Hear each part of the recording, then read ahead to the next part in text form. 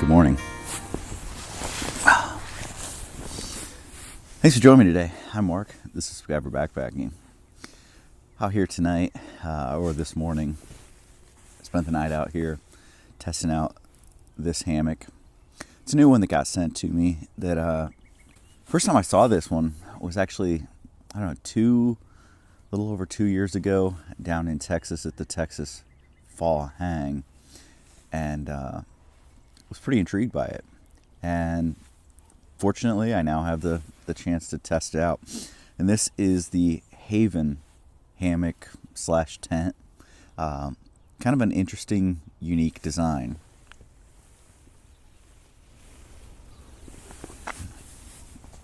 This one is definitely one that lays flat, and one that, well, it's a little bit different. It's not your typical hammock, as you can see as I'm sitting in it.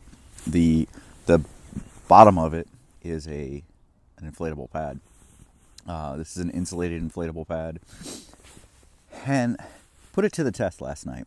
Got down to I think it was supposed to get down to about 19 degrees, and I came out here ready. I came out here prepared. I knew that that was really going to be pushing the limits of the pad, and so I had a backup plan to go along with it to help boost the rating a little bit. The pad itself has a rating of R4. So let's talk about this tent hammock thing for a minute. So it is the Haven tent, Haven hammock, whatever you want to call it. You'll see different people calling it different things out there, but it comes from a guy named Derek. He's kind of this is his brainchild. He kind of he's gone through several iterations. This one is actually the XL, so this one's a little bit longer, or I think it's about the same length. I think it's 78 inches long, but it's wider. So the XL, instead of being 25 inches wide, is actually 30 inches wide, and that extra 5 inches does make a difference. I've seen other people who've used both. I've seen their videos, and it definitely gives you much more shoulder room and room to kind of spread out. And I actually do, I do like that fact. So what we're going to talk about today is what I think about this. We're going to go through some of the features of it. How easy is it to set up? Pros and cons, who I think it's right for, who I don't think it's right for, and just kind of break it down. And we'll talk about that. We'll talk through it and talk about how I slept last night, because that's probably the most important piece, is how did I sleep? So let's get into it. Let's go. So why don't we start with the most important piece of that, and that is how well did I sleep in it last night? Comfort level. So I actually slept pretty well. Now, it was about 2:30. I ended up having to get up and I brought a fleece blanket, or a fleece, actually, sleeping bag with me. And so I got that, and I laid that out under me. I quickly found that having that under me, it took a little bit longer, so let me explain why. The inflatable pad that I was on had deflated a little bit. It deflated enough that I may have been pushing through it. I'm not entirely positive on that, but it deflated to the point where I could feel that it was softer.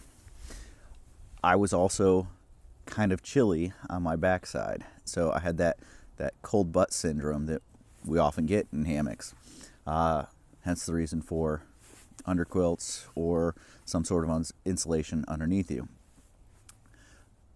What I did was I had that sleeping bag. It's a fleece sleeping bag, and so I laid that out on top of the pad. Two things that I noticed from that. First was, because I had been up and I had reinflated the pad and had been out of it for, I don't know, probably 3 to 5 minutes, the pad had gotten cold again, so it took a little bit of time again to heat it up. With the sleeping bag being between me and that, it took even longer for it to heat back up than it had previously. Second thing I noticed was that by just laying it on top of there, as soon as I moved around, it shifted, and I was laying back on the pad and could feel that it was not as warm as I wanted it to be. So what I ended up doing was getting back out of the hammock and unzipping the sleeping bag, putting the sleeping pad into the sleeping bag and zipping the sleeping bag up, and then laying on top of that.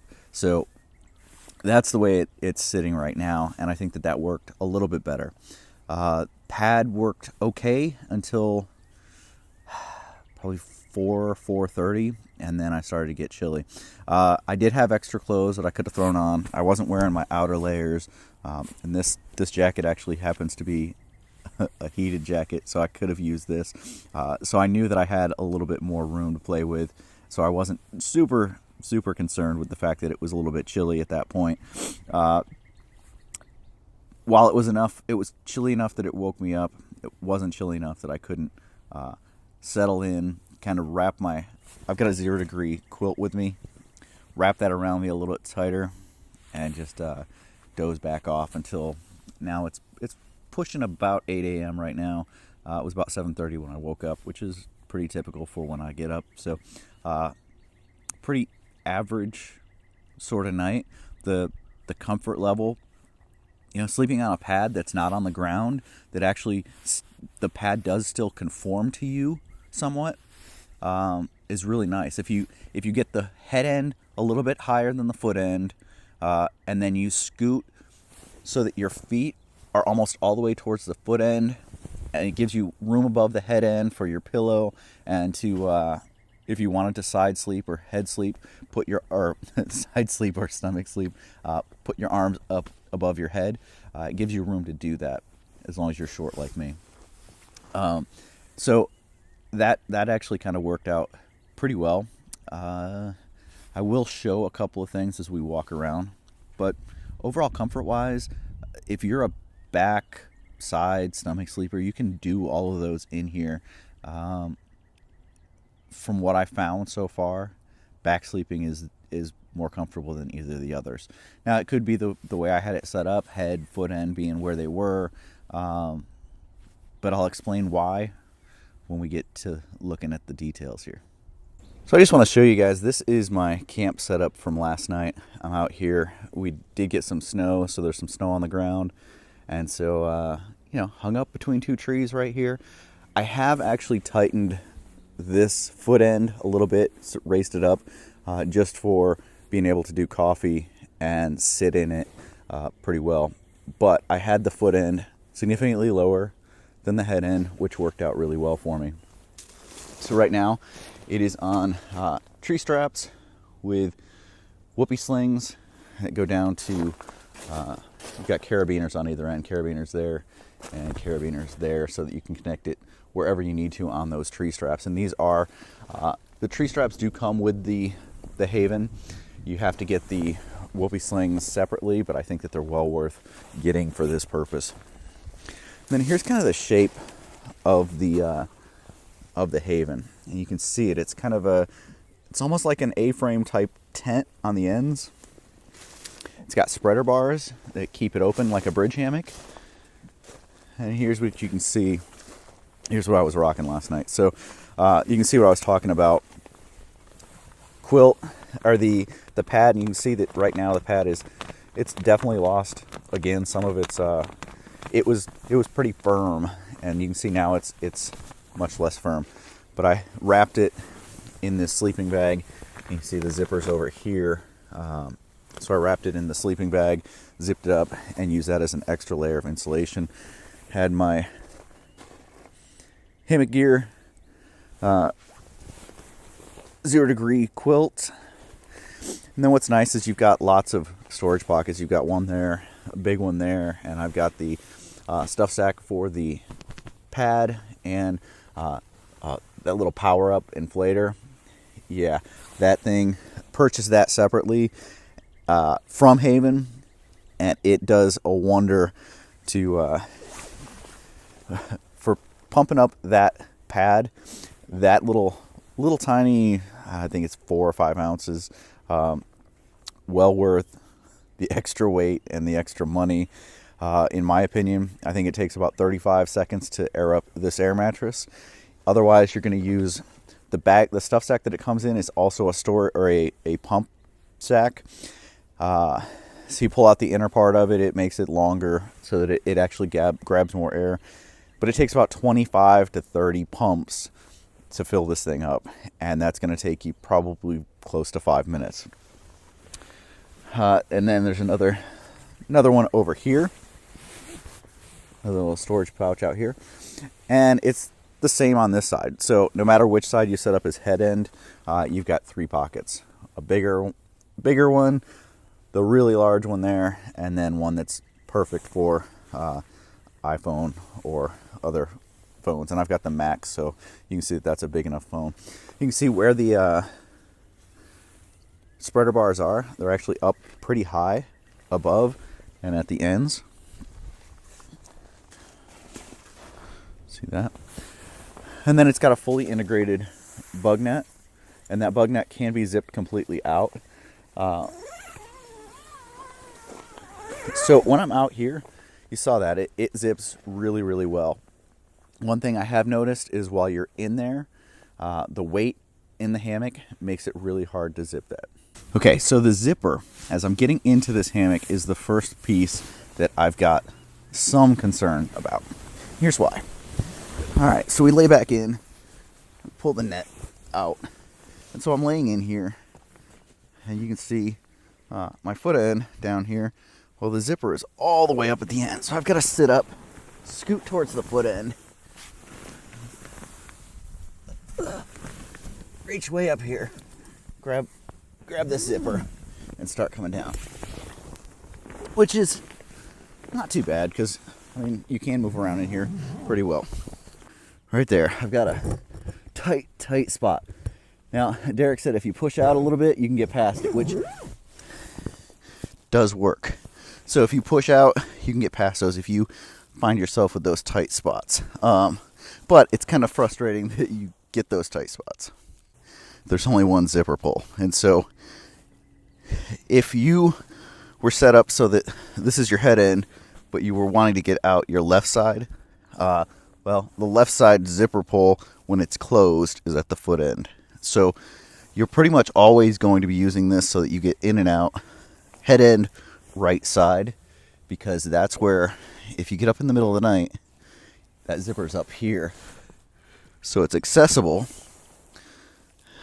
And if you get up and you have to go to the bathroom and you're getting out on your left side, you've got to get up, get to your foot end, grab the zipper pull way down there. So that's it's kind of a bummer that they aren't dual pull and you can't situate them where they need to be. So reach up here, grab that, open it up, and you can get out. Okay, along with the bug net, it does have another pretty cool feature, and that is the tarp that actually comes with it, the rain fly. And so the rain fly that they make actually attaches into these carabiners at the end. And so it's got this reinforced area that you undo. And actually, I think that this carabiner is supposed to be up there and that carabiner is supposed to be down here because it's a little bit more narrow and it's easier to get this on, but you can do it either way, and this is the way that I did it. But that actually ends up going on and can sit over the top.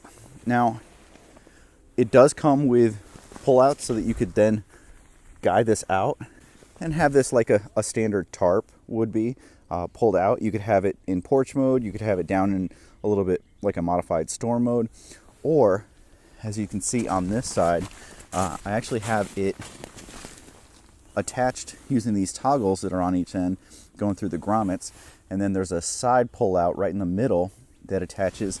Let me come around this side and I can show you. So right in the middle on the fly there is this piece, this little clip here that goes to this elastic shock cord that's on the body of the hammock. So you attach that and it really battens it down, and that is like an extreme storm mode that will keep all the water off of there. Additionally, the concern that I had when I first saw that was these ends with blowing wind and and rain being able to hit here. But this is all a water repellent material on the ends. There's a vent right here. You can see up in here, there's actually a vent up there.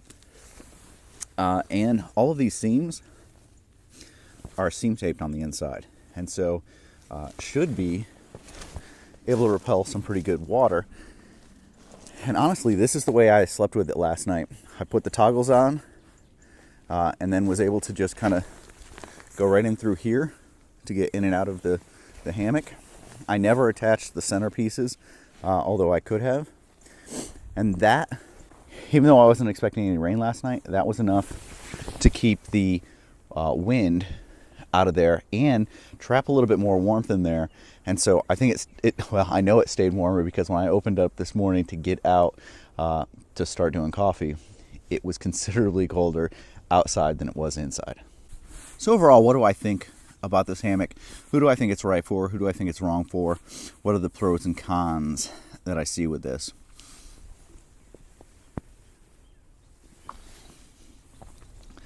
Well, first, it's another option to get people up off the ground that I think is a very well thought out, well designed, revised, and I definitely think this edition is better than the original Haven. I do think it is a comfortable hammock. I do think that you can sleep really well in here if you find the right spot, the right head versus foot angle. And all that takes is getting out, adjusting it, getting in, laying, seeing where it is, and making adjustments. Once you get that, you can sleep really, really well in here. Now, the downsides, I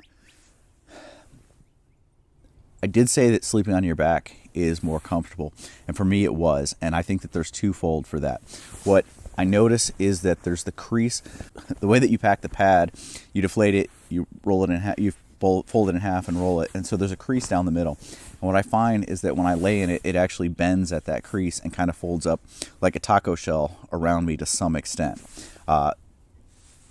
Where that becomes very noticeable is when you try and sleep on your side and it wraps up around you. Last night, and I think part of it was due to the fact that I am losing some air with this pad. Now, I don't think that it has a leak. I think it's just going from warmer to colder air. You kind of lose a little bit of that. So as it got colder, it lost air, it lost volume, and so it wrapped around me. And when I went to get onto my stomach, it kind of went back and laid almost like it does when I was on my back. And so it was a little bit flatter. But when I was on my side, there was definitely a deeper concave there where it came around me. And if it wasn't such a cold night, that would have probably been just fine. But it wasn't fine because that kept my top quilt from being on me, and my top quilt was super warm, and it had the pad up against me, and the pad was cold. So it was not good to sleep on my side last night, and that's just kind of one of the things. I do want to try to see. I've got a long, wide Winter UL Xped pad. I do want to try to see if it will go in here. The one thing that I do think it has a disadvantage is the baffles in this one run perpendicular to the length of the hammock, to the ridge line. The baffles in my Xped run horizontal, so parallel to the ridge line. And so I think that that's going to cause a problem where it will actually fold up a whole lot easier. But I do plan on trying that. So who do I think this hammock is for? I think this hammock is for the person that has had a lot of trouble finding a comfortable sleep in a hammock, and they keep going back to the ground, but they don't sleep all that well on the ground. So I think it's that person that has had trouble on the ground, but has also had trouble finding the right hammock. I think this is a really good barrier between the two. I think it's for car campers, and I think it's for some weekend warriors who don't do high miles. It's definitely not for the ultralighter, and it's definitely not for the long distance backpacker, in my opinion. Now, I will say the versatility that this provides does kind of bring into question whether or not it's ruled out for long distance people. Because if you're going long distance, it could work out really well. Now, there is a weight penalty. This thing, if you're using trekking poles and you're in a spot where you can't find trees, this can be set up on the ground using the trekking poles to keep it up. And because it has this sleeping pad, you're not losing bottom insulation like you would with a hammock with an underquilt on the ground. And so that's a big, big plus and a big tick in that versatility range.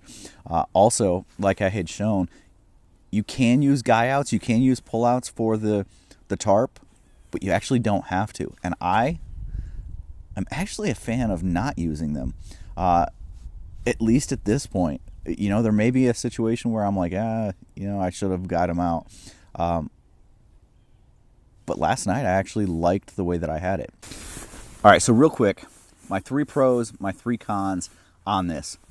Pro number 1, this thing can be set up on the ground or in the trees. Pro number 2, this is definitely an entry into hammock camping that is going to be a little bit more of a natural progression from someone that's on the ground, and it definitely gets you up off the ground. Pro number 3 is setup, tear down, and the way that the tarp integrates into here is super simple. And once you get the head end, foot end, height stuff all figured out, this is really pretty easy, and everything's there. It's an all-in-one package, which is actually really nice. So let's talk about the 3 cons. Con number 1 is the zipper. Not having dual pulls so that you can position the zippers wherever you want makes it really difficult.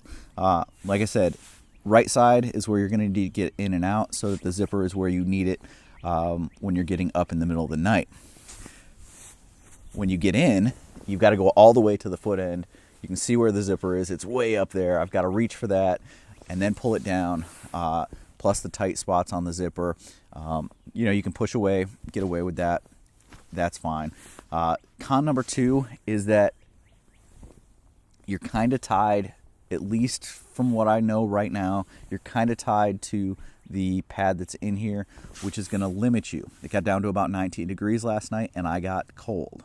So we're going to need to play with that and figure out, can we augment, can we supplement, or can we swap out? And so I will be trying a different pad in here to see how that works out, one that has different baffles.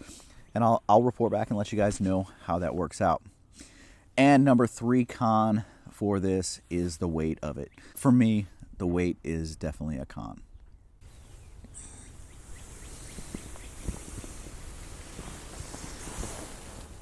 So what are my overall impressions of this?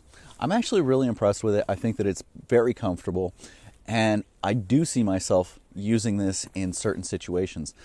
And I honestly think this is one that I could get my wife to actually use. So that's going to be the trick. That's going to be really the test, is can I get my wife out in this? It may only be at a local park. It may be, overnight camping at a local park where there's amenities and creature comforts. But I actually think that's where this shines. And so that's not such a bad thing. And if I can get my wife out doing this, even if it is just, weekends at a campground, I think that would be something pretty cool. So that's what I've got for you guys right now. If you guys have any questions, any comments, leave them down below. And I will be doing a couple of follow-up videos on this and let you guys know how this has been working out long-term. This has been a very short-term. I've got a couple of afternoon snoozes in this. I've got a couple of testing sessions with it. And then I've got the overnight last night. Really wanted to get out while it's been cold to really test it and figure out how it performs when it gets a little bit colder out. So appreciate you guys checking this out. If you haven't done so before, go down, hit that subscribe button. Really helps us out quite a bit. Costs you absolutely nothing. Give us a like. If you like this video, give us a like. And come back. See us next time. Lots more to come. See you guys down the trail.